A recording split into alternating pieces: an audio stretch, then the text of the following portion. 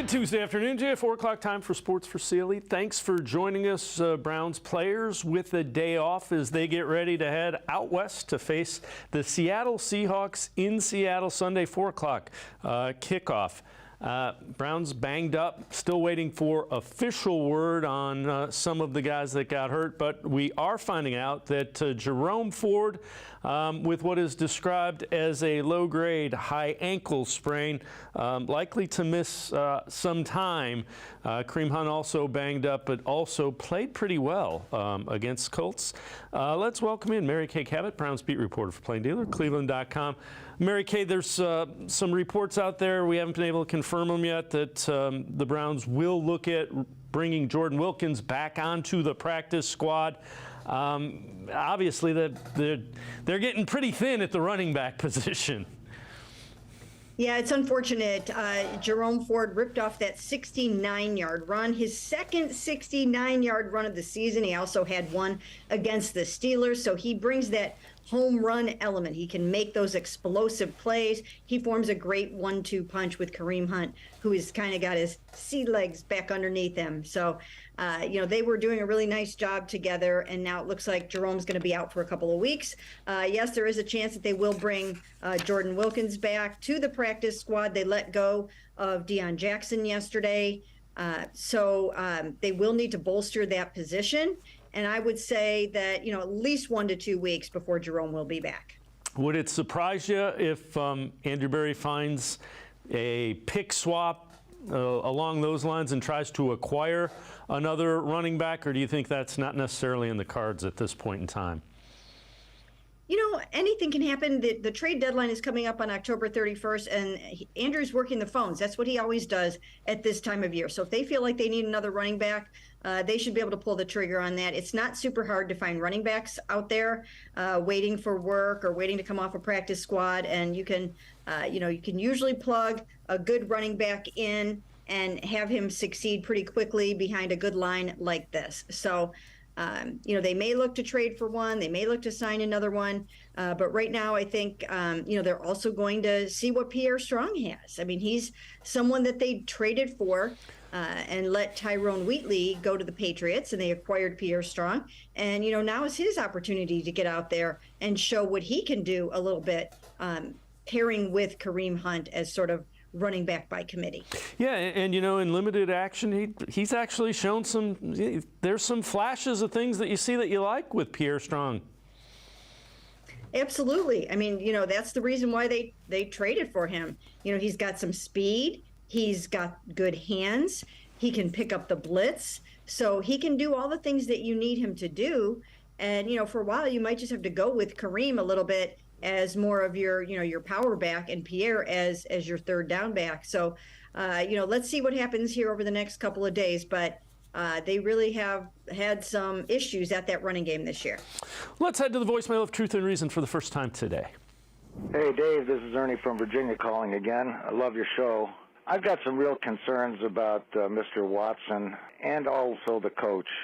Clearly, he has a bunch of people looking at him in practice. And if he has zip on the ball in practice, why isn't that translating over to the game? Or on the other hand, if he doesn't have the zip on the ball in practice, why are they putting him in the game? I think that's the biggest concern of all. I don't know if it's a psychological thing with him, but if you think about it, he's been throwing the ball in the dirt to everybody even before he got his shoulder hurt, except for that one game. So I think they really totally need to evaluate that situation, and I'm not so sure it's got anything to do with a shoulder bruise or micro tears or anything like that. It's just, how is it possible for the coaches not to see he doesn't have the zip? That's all I had to say. Thanks. As always, appreciate all the voicemails. Mary Kay, what did you see from Deshaun? I mean, it was less than a quarter. It was about half of a quarter. What did you see from what we saw with him on the field? Well, I saw some of what I saw Thursday in practice last week, where he struggled early on in the practice, and some of his passes came up short. Some of his passes sort of dipped at the end where you knew they were kind of losing steam. And, I just didn't think he had it on Sunday right from the start. There were a couple. I mean, he didn't have that many attempts. He only threw 5 attempts, but, they for the most part, were not on the money. They weren't good. And, they didn't have the velocity on them.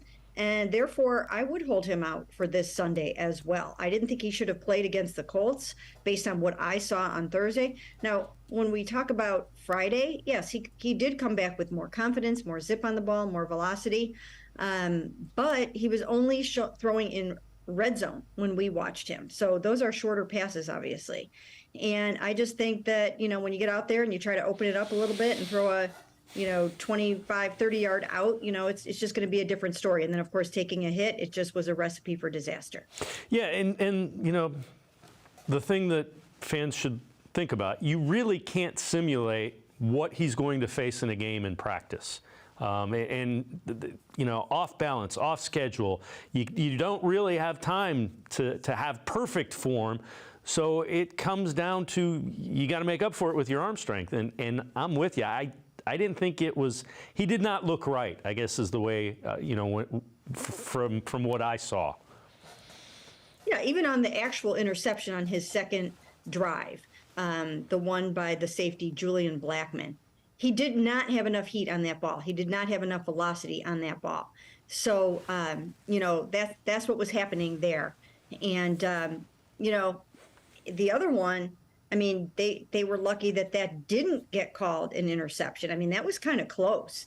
And it had to be super, super conclusive to turn that one over. So that should have been really 2 interceptions in 5 passes. And that kind of tells you all you need to know. That tells you that he wasn't ready, that the arm wasn't functioning properly. And he probably was playing with a harness on there. So that can impact your accuracy and your velocity and those kind of things. So if he has to have a harness on, I just don't know that it's worth it.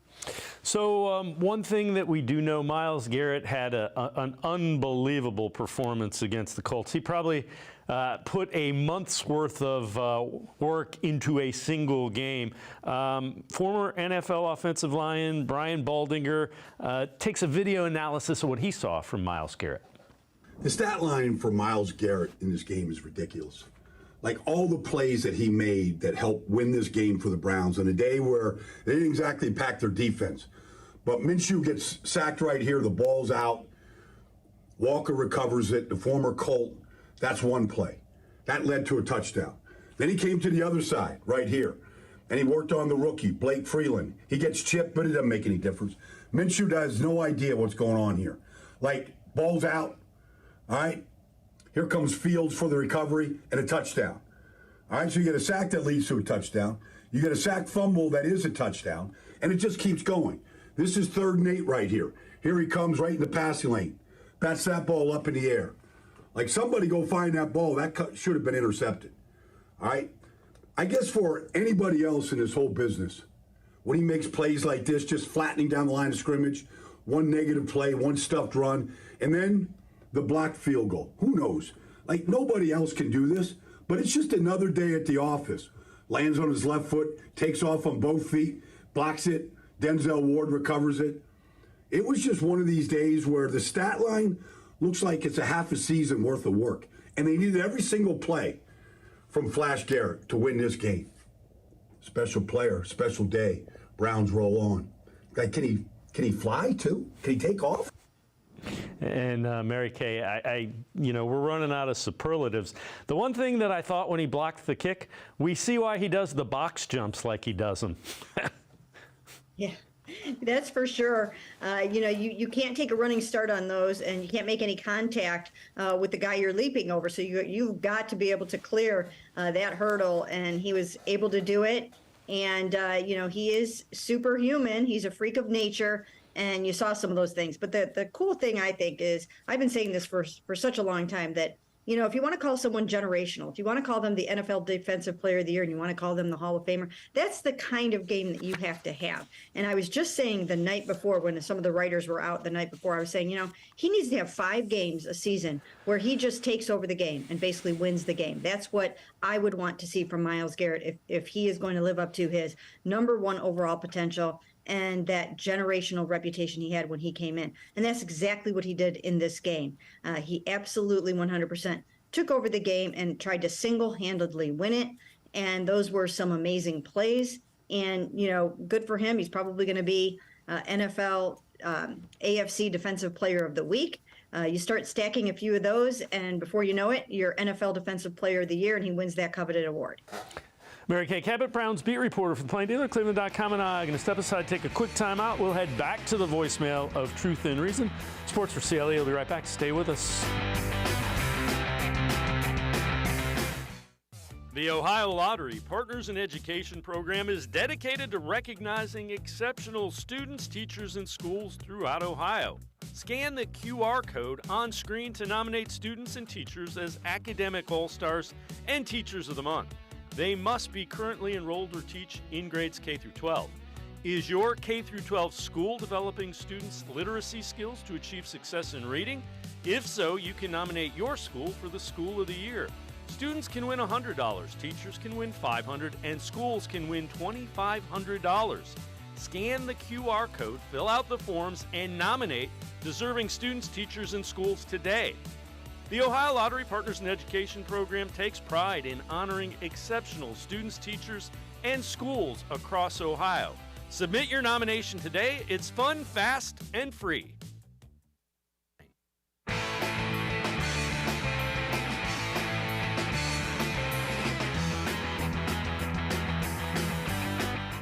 We continue talking Browns with Mary Kay Cabot, Browns beat reporter for the Plain Dealer, cleveland.com. Let's head back to the voicemail of Truth and Reason. Yeah, Dwight here, longtime Browns fan. Do y'all think it's a time that we should look at trading for maybe Dalvin Cook? That's my first question. And the second one is Donovan Peoples-Jones. He's occupying two positions, receiver and punt returner, and he's not good at neither one. I'm quite sure there's somebody in Division III or somewhere on the practice squad or something that could at least return punt. So just like to hear what you fellas have to say. Go Browns. As always, appreciate all the voicemails. Mary Kay, I was glad to see that they targeted DPJ, came up with a couple of big catches. Really the first time in a couple of weeks he's been targeted. Punt returner has been an area the Browns have struggled with. It's supposed to be Jakeem Grant, but he's been hurt last 2 years. Yeah, that was really an unfortunate loss for the Cleveland Browns. It really hurt them a lot. I mean, think about that. They thought they'd have Jakeem. They thought they'd have Nick. They thought they'd have Jack Conklin. These are Pro Bowl players that they figured would be out there helping them win games this season. It was nice to see DPJ get some targets. And I think one of the things to remember with all of these Browns receivers right now, they've had a challenging situation at quarterback this season. They had to start DTR. They've started PJ Walker. PJ finished the last game. And, they just have not had the quarterback play that they thought that they were going to get. So, it's hard to grade or judge any of the wide receivers right now when there is dysfunction going on at the quarterback position. So once they get that straightened out and they get back to doing what they plan to do this year, then we can look at it and say, okay, was Elijah Moore everything everyone thought he was going to be? Is DPJ heading towards an extension? The only one who really has been sort of immune to the whole thing has been Amari Cooper. But that's not going to be enough. That's not sustainable. They need to really, step it up in every way. Relative to Dalvin Cook, is that somebody you think the Browns are played for the Vikings, so there's probably some familiarity between Kevin Stefanski and he. He hasn't seen the field a lot because of Breece Hall with the Jets. Yeah, you know what? I'm not really sure yet what's going on. What I do know is that, again, Andrew Berry is working the phones. I don't know if they see a crying need to add, a big name running back like that. I doubt it. I thought they should have tried to trade for Jonathan Taylor back when he was still a little bit disgruntled with the Colts, but obviously then he got his extension. But they were not really interested in doing that at that point either. So I'm going to say no on Dalvin Cook. I don't really see them doing something like that where you're going to have to pay a lot of money and some draft capital to get a running back. I think they feel like they can get the job done, with what they have and what else they can find that isn't going to cost a lot. So here's another one along those lines, and this one adds the twist of a guy that can also help in the return game. So the name that's kind of thrown out there is Cordell Patterson, and you see the money that he's due rest of the season. Might be just a pick swap. This to me seems a little bit more of the way Andrew Berry kind of rolls. If you could get it done with swapping, a 6th and a 7th, and then it's only $2.6 million. And Patterson is a guy that is an effective receiver and is a really, really good kick returner. Yeah, I think a guy like that would make a whole lot of sense. I am all for them going out and trading for a player who has the potential to be one of those sort of elite 1,000-yard receivers. Again, Elijah Moore, it hasn't all come together yet. Not so much his fault because of what's going on at the quarterback position. But if you can add another weapon, another piece to this puzzle that can help you get over the top, then I am 100% in favor of that for them. They really should be doing that. I've mentioned Jerry Jeudy. Have no idea yet if he would even be available, but the Browns liked him back in March when they before they went ahead and traded for Elijah Moore. So Cordarrelle Patterson is somebody that I think they should have on the radar. We haven't heard too much yet about exactly how this is all going to go down because it is, believe it or not, even though the trade deadline is October 31st, it's still a little bit early in terms of the trade deadline because you want to see what happens in that next game before the trade deadline. Obviously, the Browns are playing out in Seattle. So, everybody has to play this next game before they decide what they're willing to part with, what they really need, who's got a fire sale going on. But things will really, really heat up after these games. All right. This is from ESPN, and it's players who could be traded before the trade deadline. With the Browns, they say wide receiver Donovan Peoples-Jones. Just your thoughts on that one. Yeah, I mean, I'm sure that, he's somebody that if somebody came calling for him, they would think about it, getting something in return for him, perhaps, because his contract is up after this year. And if somebody were willing to bring him on board and pay him, a contract extension, then perhaps that's something that they would do. I think they'd have to be willing to bring, Cedric Tillman along a little bit quicker because they have some crossover skill set and some crossover size and things like that. But again, I haven't heard that they would do something like that. But I think that they will be willing to trade some players that are currently on their roster to try to beef up their, their draft picks a little bit. All right, let's head back to the voicemail of Truth and Reason again. Yeah, fellas, Dwight here, longtime Browns fan. I want y'all opinion on this quarterback situation. Me personally, I think you might want to at least just take a look at Carson Wentz because the quarterback we got right now, he's putting me in cardiac arrest almost every game. He has 0 touchdowns to 3 interceptions. I think Carson Wentz might have had 3 touchdowns to 3 interceptions at least. But the man is not getting the job done to me. The rest of the team is, I just don't feel he is. What you fellas think? As always, appreciate all the voicemails. Carson Wentz is somebody I hadn't thought about. Still a free agent. There's probably a reason for that. What do you think of the quarterback situation moving forward? And we'll get into another name that we'll throw out there in a minute. But just, first of all, they have to figure out, and this is a mystery, what exactly is going on with Deshaun Watson's throwing shoulder?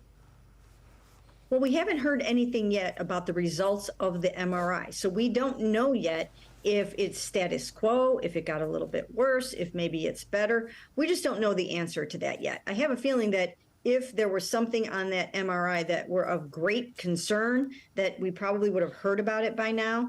So, maybe it's not as bad as possibly feared. So, we might have to wait until tomorrow, see if Deshaun talks to us and reveals anything. But in terms of a quarterback, I would go out and I would try to find a veteran quarterback. You have to have a better backup than P.J. Walker. You have to have a better backup right now than DTR, who's going to be good, but he's probably not ready yet to handle some of these NFL defenses and what they would throw at him right at this time. So I would be out there trying to find whatever I could in the quarterback market, and either on the trade market or as a free agent. I don't think that they would go with Carson Wentz based on, you had Paul DePodesta at one point saying he's not a top 20 quarterback. The Browns traded down away from him. I don't know if I could see that necessarily happening. But, once again, all is fair in love and war. So stranger things have happened. The other thing that a number of fans have asked about is Jacoby Brissett. Could you see, and again, there's talk that, Ron Rivera should start him instead of Sam Howell because Sam Howell's taken sacks at a historic rate. Could you see the Browns trying to reacquire Jacoby Brissett? I just don't know that the Commanders would part with him, and I don't, he would be perfect, I think, in that backup role. If you think Deshaun's going to make it the rest of the season for the most part, and you just need a really good, solid veteran backing him up, certainly Jacoby would be great in that role for a number of reasons. He's a great team leader. He's great for Deshaun. He's a great support system for Deshaun. But I don't know if Washington would be willing to part with him, as you mentioned. They might need him as their starter at some point. And yeah, it's just hard to say. Everybody would love to have Jacoby back because he's such a likable guy and he was so good for this team last year, but I don't know that that's in the cards. Mary Kay Cabot, Browns beat reporter for Plain Dealer, cleveland.com, and I are going to step aside, take one more time out. Other side of the break, we head back to the voicemail of Truth and Reason, talk a little bit more about the defense and Myles Garrett. Sports for CLE. I'll be right back. Stay with us. Come back to go forward. Back to learning new things. Back to pursuing your dreams. Tri-C has flexible learning options to fit your life. And every year, more than 1,000 local companies provide Tri-C students with real-world learning. The right education can boost your lifetime earning power by hundreds of thousands of dollars. Start now with a college education you can afford. Tri-C, where futures begin.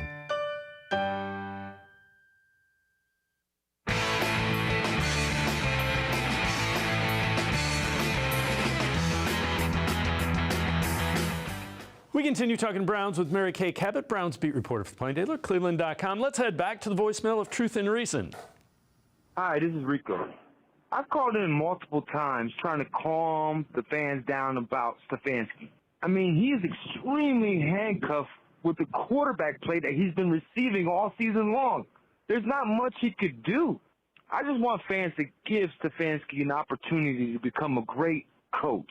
As long as Watson can become the franchise quarterback that they paid for, because that's what he needs to become a great coach, just like any other great coach has had throughout the history of the NFL. That's it. Thanks. Go Browns. As always, appreciate all of the voicemails. Mary Kay, the people like to call about the play calling. Let's look at this. You haven't had Deshaun Watson for multiple games. You haven't had Nick Chubb. And you haven't had your right tackle, Jack Conklin, who's an all-pro. You have to call a game around all of those pieces that are missing. And they're 4-2. He's done a pretty good job.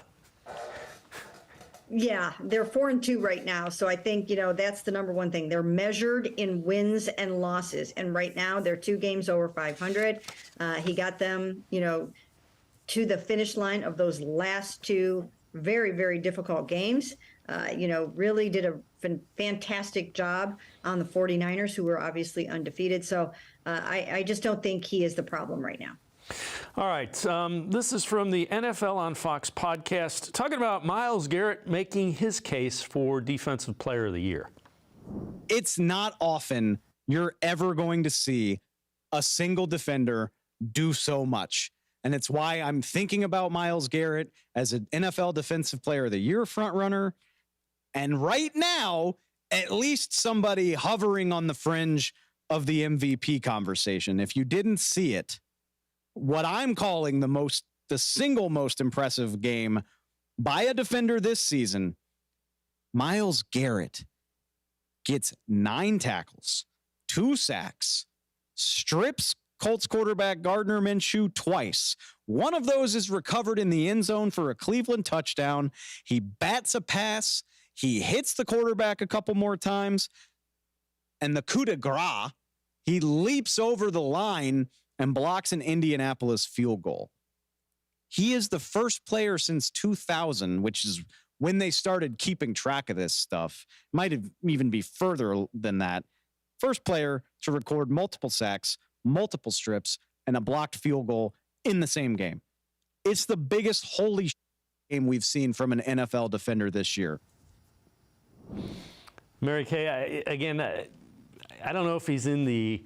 Well, you know what? If the Browns' defense is elite and they go far in the playoffs, he might be in the MVP thought process.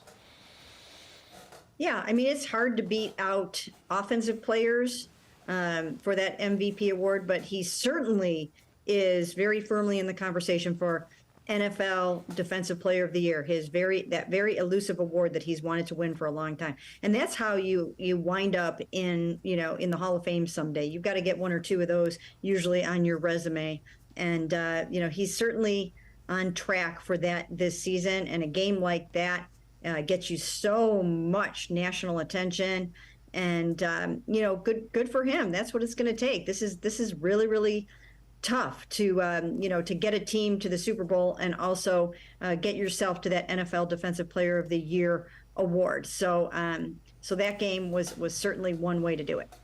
So Browns go on the road, tough place to play, Seattle.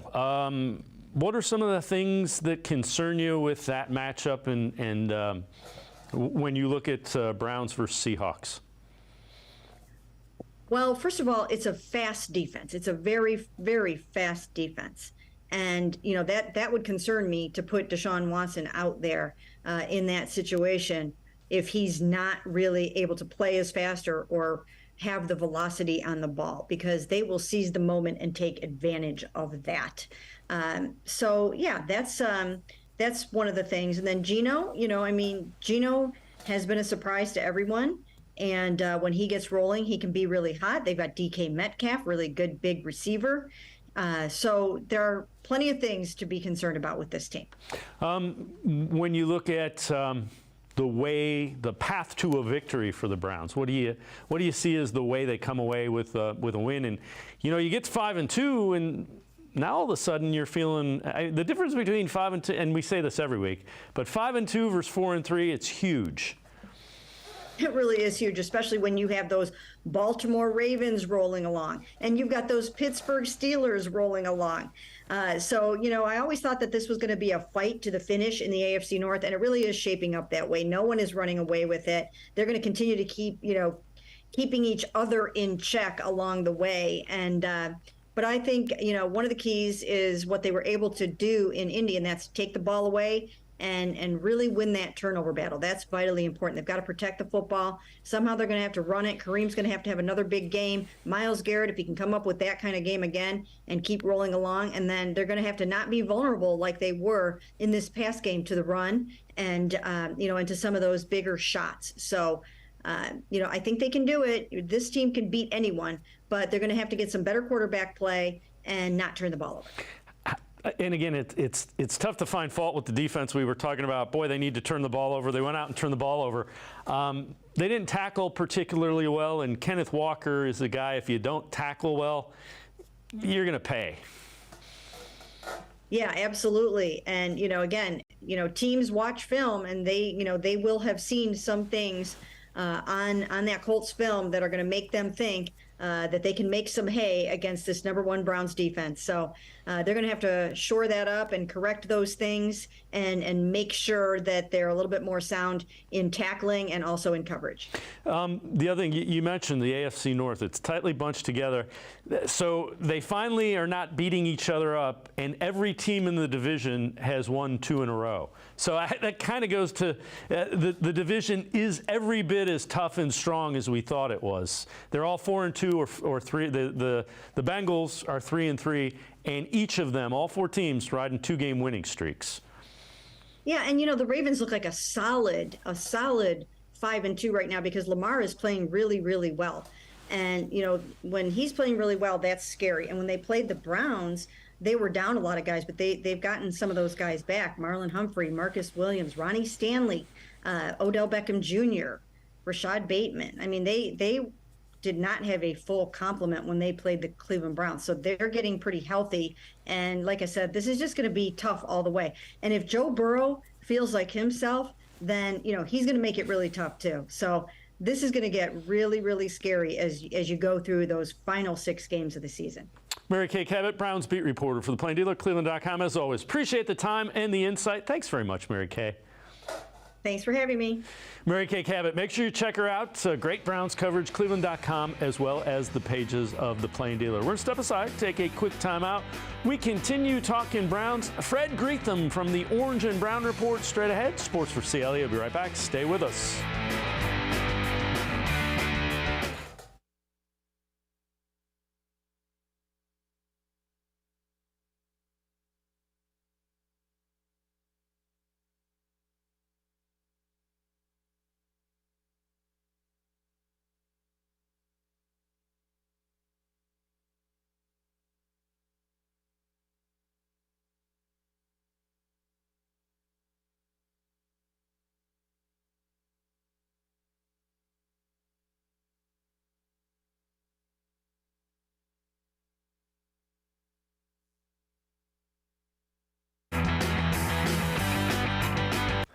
We continue talking Browns on Sports4CLE. Let's head back to the voicemail of Truth and Reason.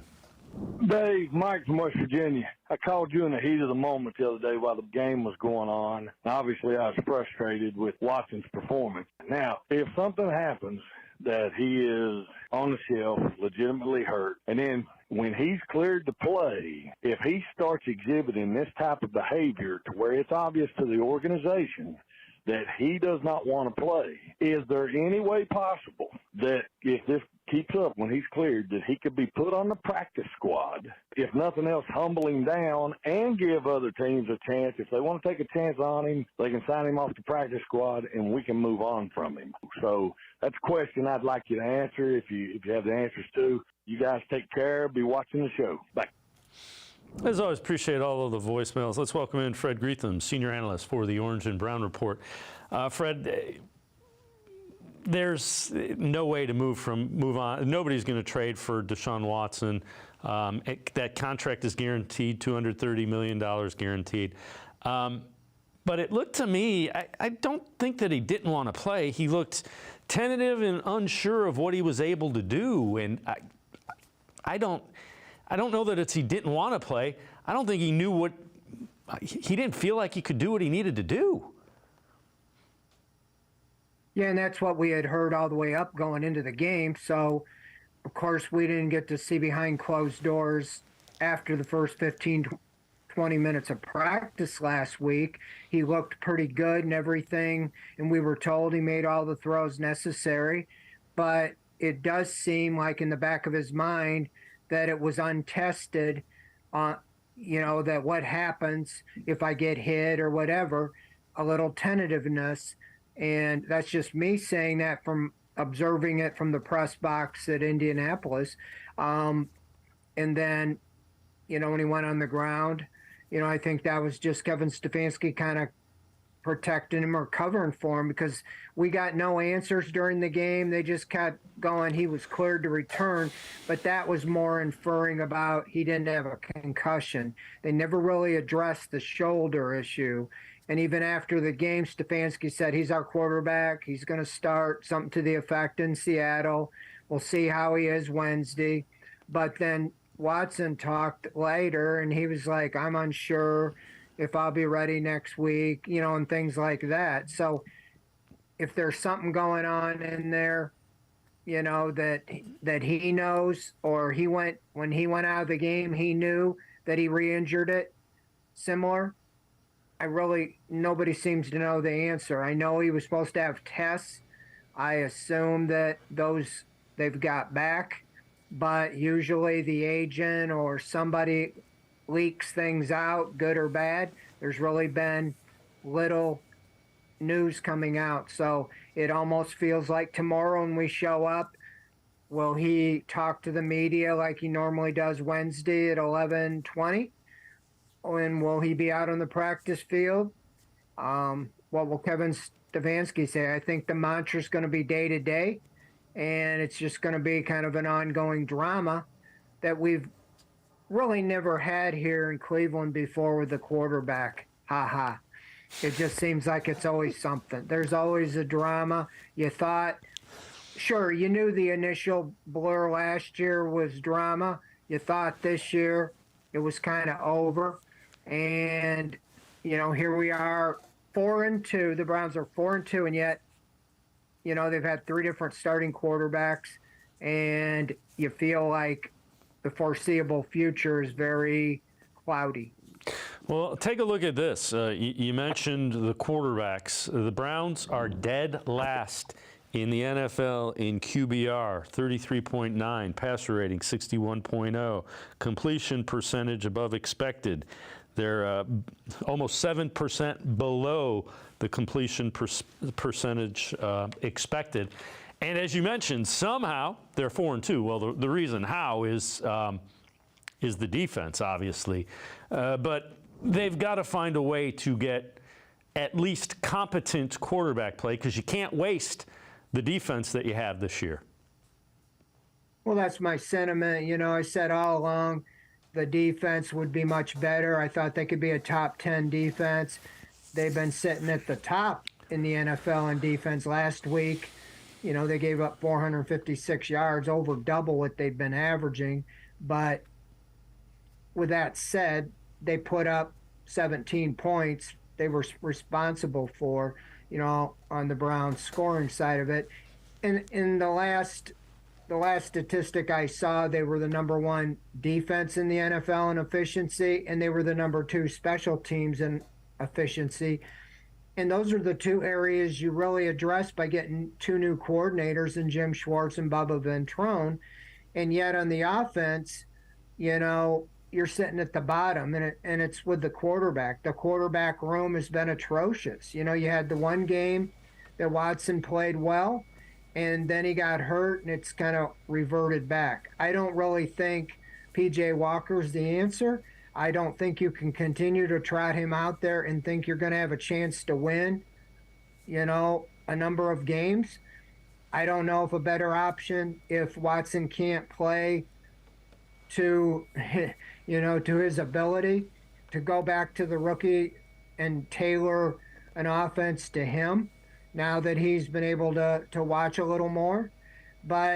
Or even, if you're not going to put Watson out there at all, then put him on IR, or give him 4 games and just try to get through these 4 games, because not only do you have a great defense, you have great special teams. You're 4-2.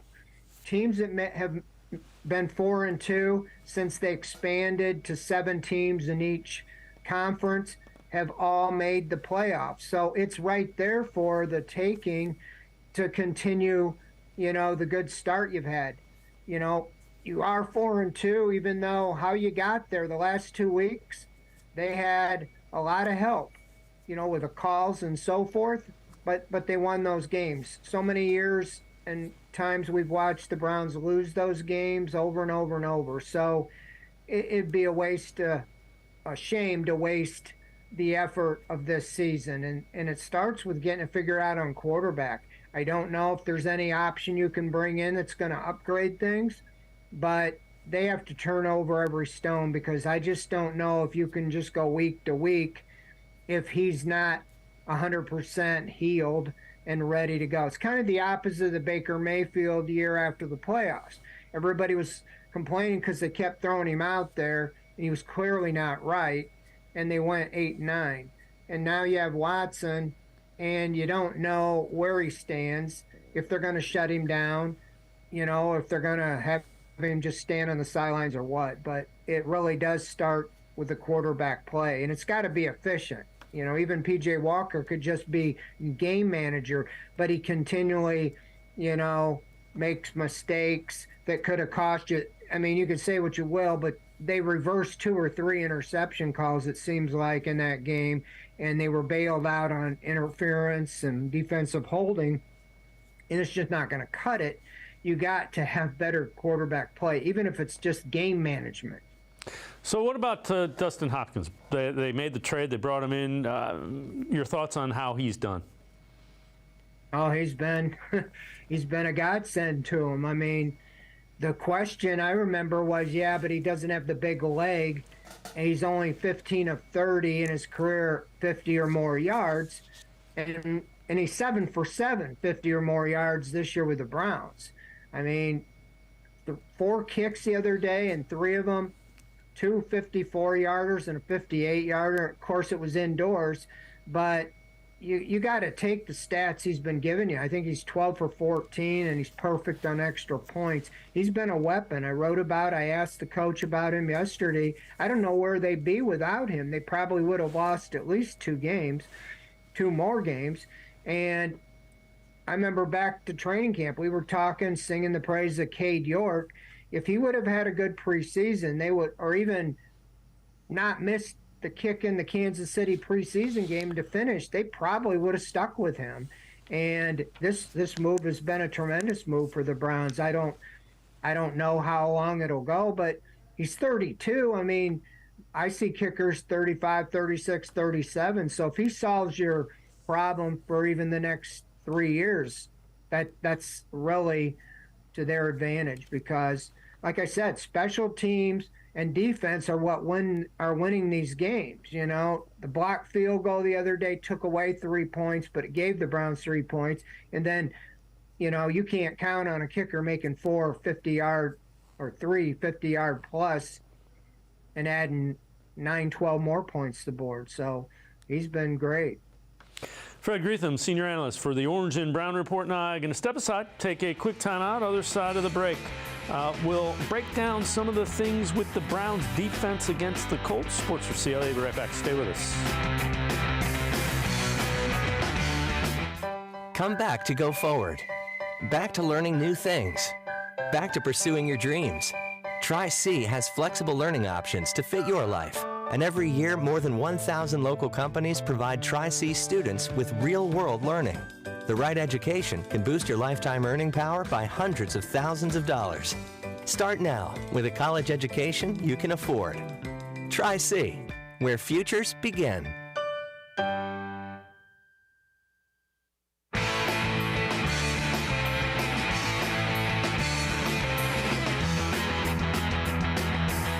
We continue talking Browns with Fred Greetham, senior analyst for the Orange and Brown Report. Dan Orlovsky, former NFL quarterback, breaking down some of the things that went wrong for the Browns defense against the Colts. Yeah, that's fair. This is still an elite defense. I got to, give some credit to the Colts for yesterday. I thought they did a nice job of designing and then calling some man coverage beaters. We talked a ton about their man coverage last week, and that happened a little bit. They get the pick on the linebacker, hit the wheel route to the tailback. So that was really impressive. 2, they defensively, Cleveland handled the RPO very poorly. 4 or 5 times. Won 2 touchdown runs for Gardner Minshew. I didn't even know you were going to show that, Yeah, Dave. the RPOs. Yeah. 3, the bad tackling. This was the story. The game for me in many ways was bad tackling. You saw the Pittman play, right? The bad tackling. That led to a bunch of big plays. And then they got caught with some offside penalties. That there were some free plays. This one to Alec Pierce. There's the touchdown to Josh Downs early in the game. So I think the offsides and the tackling can be handled. I do believe they have to figure out some of the RPO stuff. And then obviously they're going to get attacked in man coverage beaters.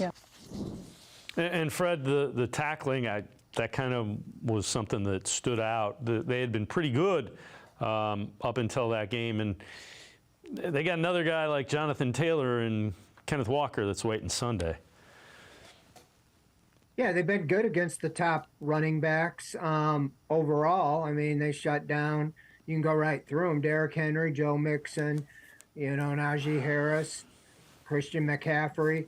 But they give up 456 yards, and by my estimation, there's about 160 on, like you said, broken long passes. The first one, when Myles Garrett jumped offside, it looked like the defense just relaxed, and the receiver ran right by Grant Delpit, 59-yard touchdown.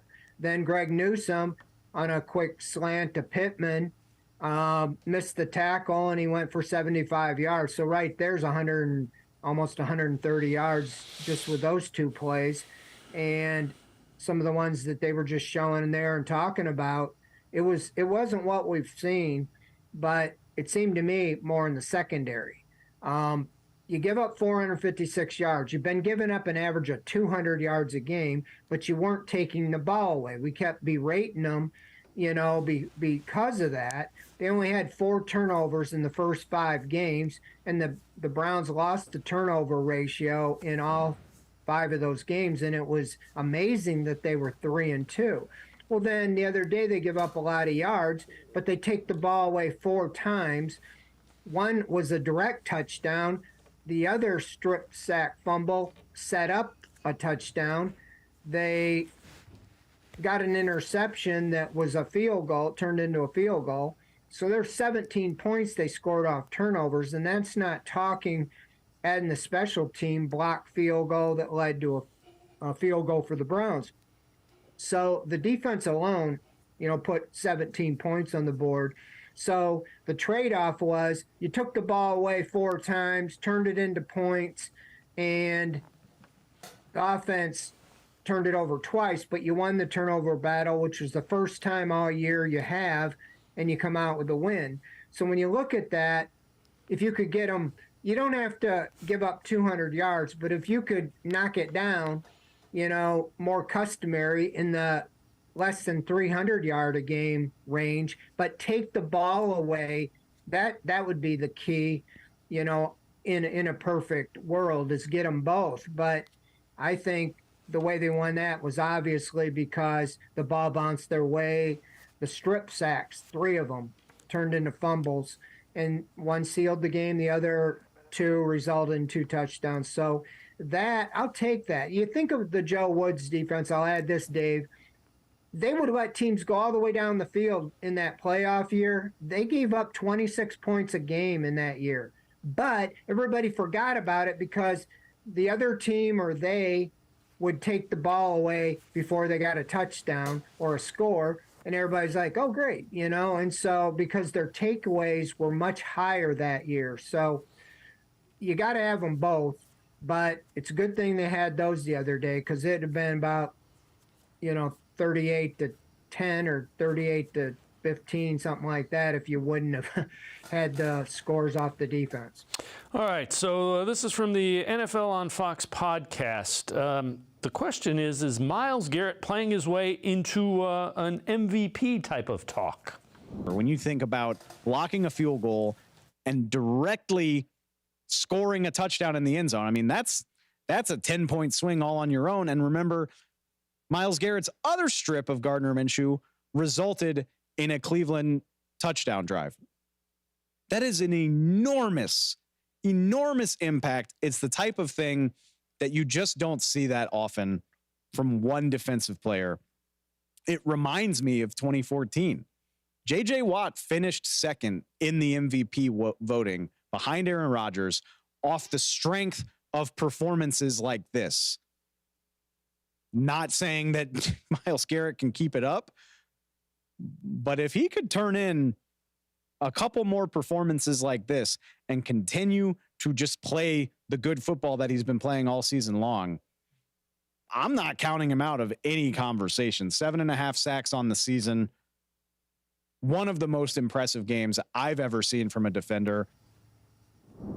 The other thing, Fred, is the team has to win. In order to be considered in an MVP thing, especially as a defensive player, your defense has to dominate and your team has to win. Yeah, absolutely. And, defensive player of the year would be more in the realm. I don't know about overall, but anything can happen. But it is. I mean, you've been kind of waiting for him to be the game wrecker, and he's a tremendous player. But he hasn't been the guy. It seems like whenever I turn the TV on a Steeler game, you hate to say it, but you see a TJ Watt getting the strip sack, picking up the ball and running for a touchdown to win the game for the Steelers, or making that play to win the game for the Steelers. And you hadn't really seen that other than there was one time when Garrett did that against the Ravens 2 or 3 years ago, where he had the strip sack of Lamar Jackson, I think it was, and they won the game. And so he's a great player. And I think the play, it's not showing up in the stat sheet as much, but Zadarius Smith and Obo Okoronkwo on the other side are allowing Garrett to run free more so. The starting right tackle was out for the Colts the other day, and he was replaced by a rookie, and Garrett ate his lunch. And so when you have to worry about Okoronkwo and Smith on the other side, they can't put all their attention on Garrett. And so there's no reason, if he stays healthy, that he cannot continue to be a game wrecker. And I think the way the quarterback situation's going, you're going to have to continue to rely on the defense and special teams to keep you in games.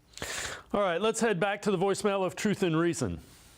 Hi, Dave. Howard from Marin County. It's better to be lucky than good. Seems like Miles is the Jim Brown of the defense. I've never seen someone that big jump over the offensive line. It's like watching Jim Brown play, only he's a defensive player. Deshaun is really bad. I think we may have to move on from him.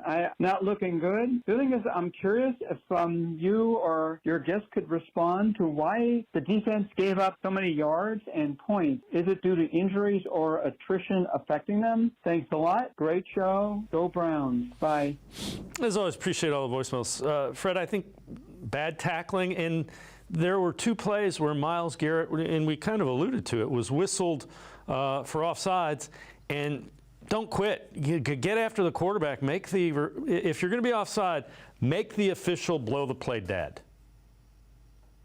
Yeah, Garrett kind of alluded after the game that the center was moving the ball, and that was causing, whether that's excuse or not, that they weren't happy with that because when he had movement, then they jumped. But I think you got to give credit to Shane Steichen. He's another coach that used to be with the Browns, and he designed for Garner Minshew a great offense with those RPOs. And Garrett even mentioned they weren't expecting Minshew to take off and use his legs as much as he did.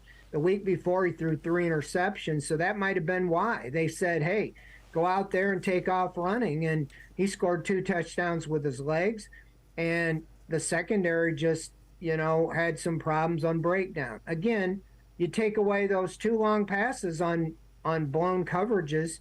It was similar to the George Pickens play in the Steelers game, 75 and 59 yards. That's 134 yards in 2 plays. You take them out, you're back down to about what you normally give up. But they gave up too much on the ground. I just think, I liken it to baseball. I played in games, and you've seen games where it's supposed to be a pitcher's battle, but for whatever reason, the team gives up 5 runs in the first inning. So the next team, when they bat, get 4, and then it ends up 13-12. And it's just everybody scoring the whole game. This is how it was. I would have never expected a 39-38 game, with the Browns and the Colts. So it just turned into who had the ball last is what you felt like watching it. But I don't know. I think the defense is probably good to get a win like that. But Jim Schwartz is not happy, and he's letting the defense know that isn't at all what is expected of them. I did like the turnovers. I've been waiting all year for them to make plays on defense and create turnovers. They did that, but they just gave up way too many yards. Fred Greetham, senior analyst for the Orange and Brown Report. Now I can step aside, take one more time out. Other side of the break, we'll analyze some team needs for the Browns. Sports4CLE. I'll be right back. Stay with us. Come back to go forward. Back to learning new things. Back to pursuing your dreams. Tri-C has flexible learning options to fit your life. And every year, more than 1,000 local companies provide Tri-C students with real-world learning.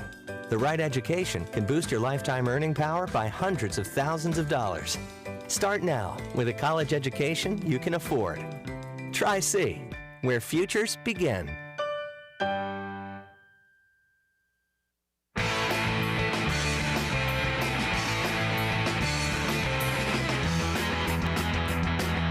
We continue talking Browns with Fred Greetham, senior analyst for the Orange and Brown Report. This one from the Bleacher Report, analyzing each team's biggest needs for the Browns. They say 1, offensive tackle, 2, wide receiver, 3, interior defensive line, 4, edge rusher, 5, running back. Add now, running back Dearness Johnson, Jacksonville Jaguars. Fred, I don't...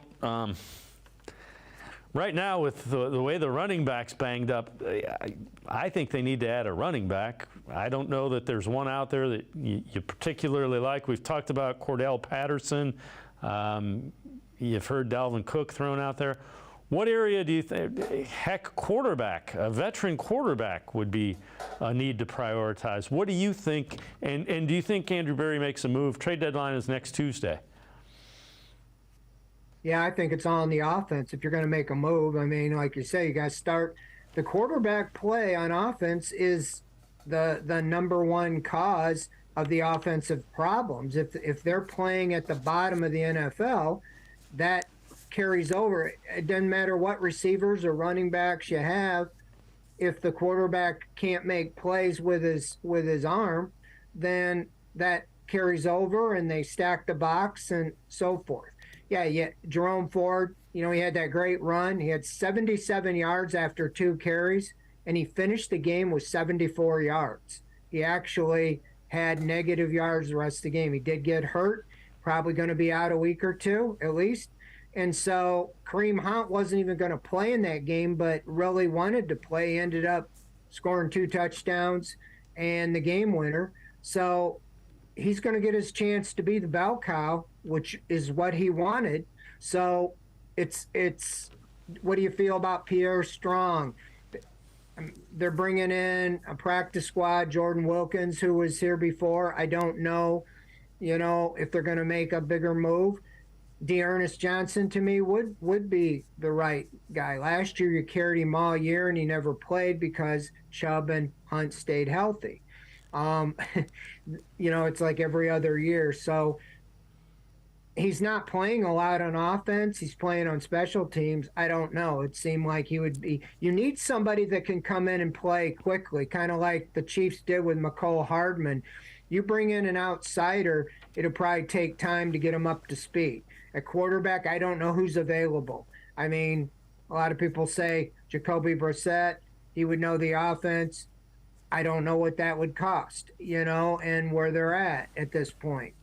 And then you got Kirk Cousins, some saying, well, the Vikings were going to move on from. Well, now they beat the 49ers last night, and he looked really good. So I don't know if that would be a short-term answer. So I guess that's what you're going to have to see. But I'd say mostly on offense, because I'm all right with the defense and the special teams. You just need to get the offense to be able to win some games when the defense is going to hold the opponent probably under 20 points. You got to find an offense that can put over 20 points a game up.